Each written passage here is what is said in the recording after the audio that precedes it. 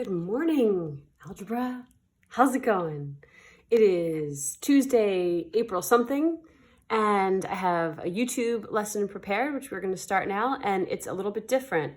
So this time you actually have to watch it, and there are places where I'm going to be asking questions in the middle that you have to answer. So it's going to be fun. I'm excited. Let me get this set up.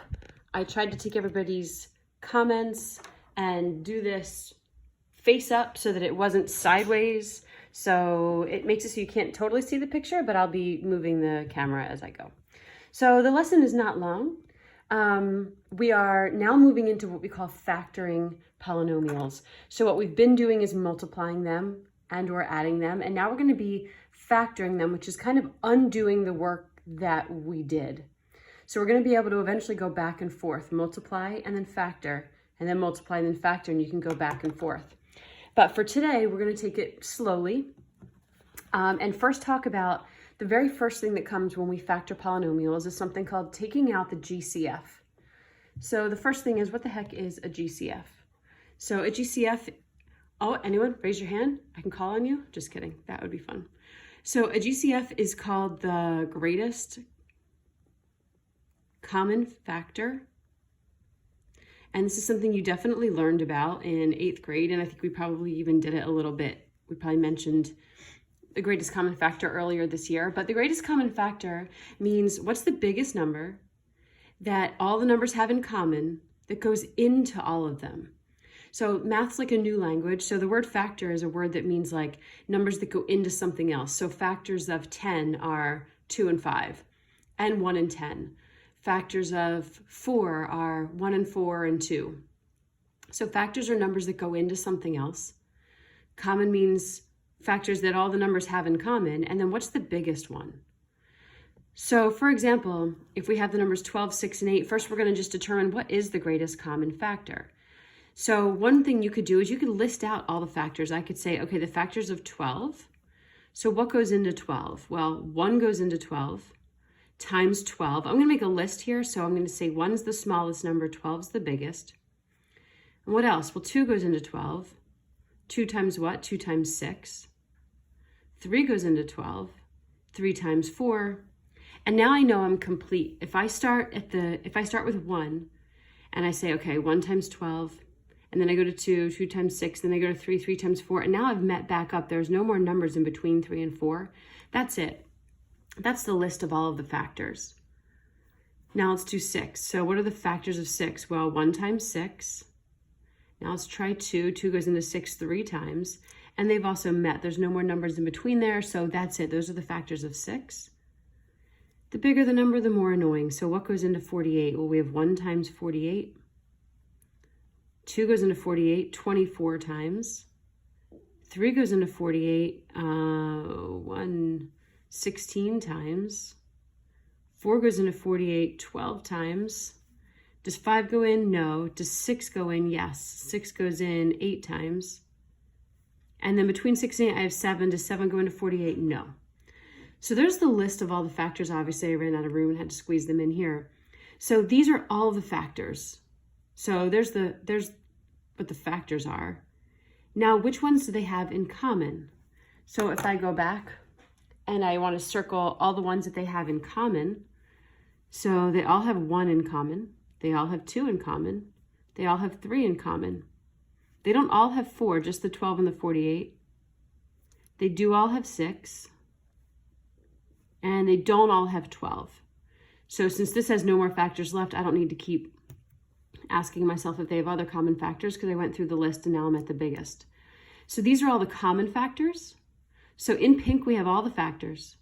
Circled in black, I have the common factors. And then what is the greatest common factor in the list?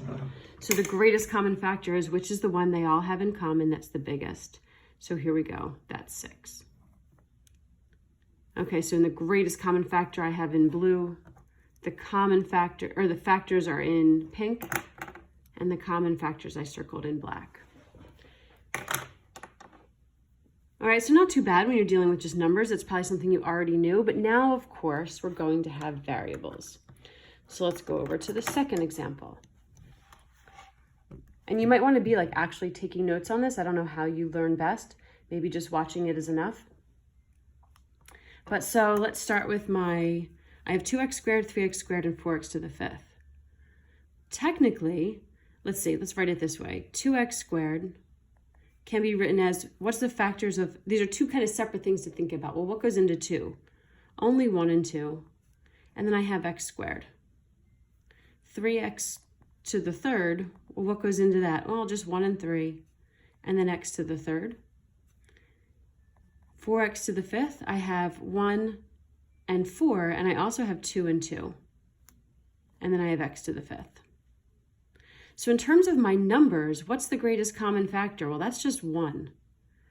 I don't have a shared other common factor between all 3 terms. So in terms of numbers, my GCF is going to just be 1. But what about my x's? The variables work a little bit differently. For the variables, you have to ask yourself, how many x's are shared by all of them? Well, this term has x squared. This is basically the same as x times x. This is x to the 3rd. That's basically the same as x times x times x. And this is x to the 5th, x, x, x, x, x. Well, how many x's are shared by all of the terms? Well, all of the terms have one x in them. All of the terms have another x in them, and that's it. So that means the GCF for this, there's no actual numbers other than 1. So the GCF is 1, but also x squared. That is the greatest common factor because all of them have an x squared in them. This one has extra, this one has extra, but all of them have at least x squared. So the GCF of these 3 is 1x squared.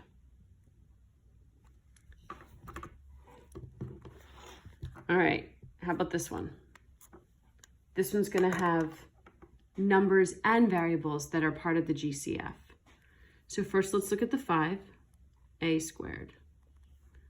What goes into 5? Just 1 times 5, that's it, and then I have a squared. Let's look at 10ab.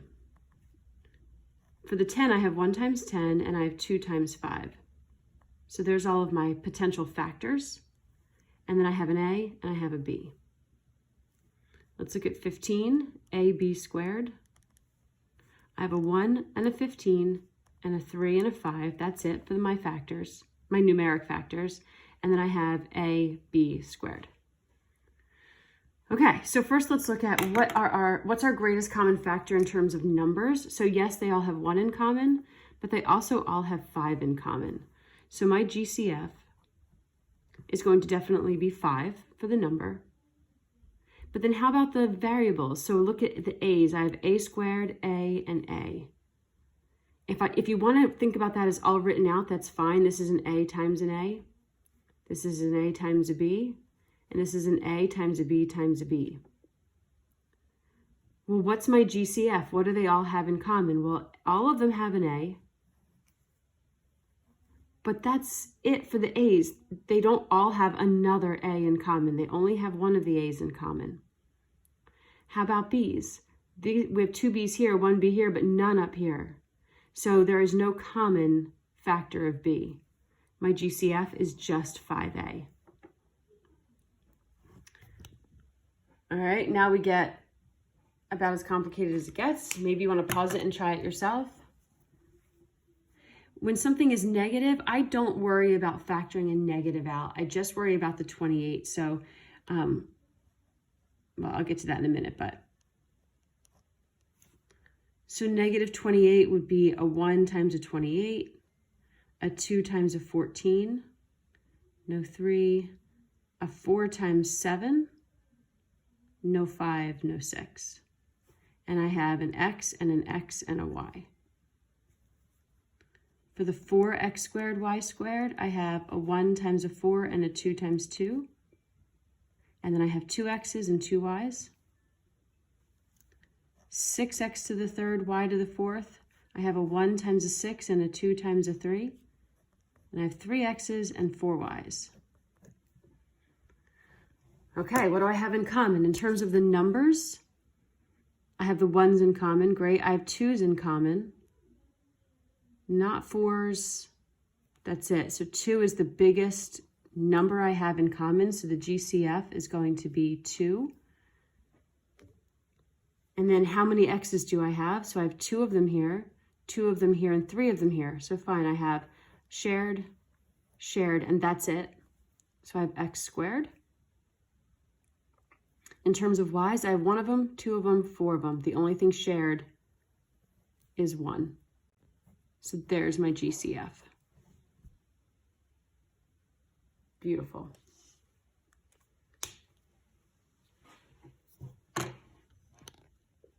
All right, so for now, there's going to be a question in this video, and there was a question earlier as well.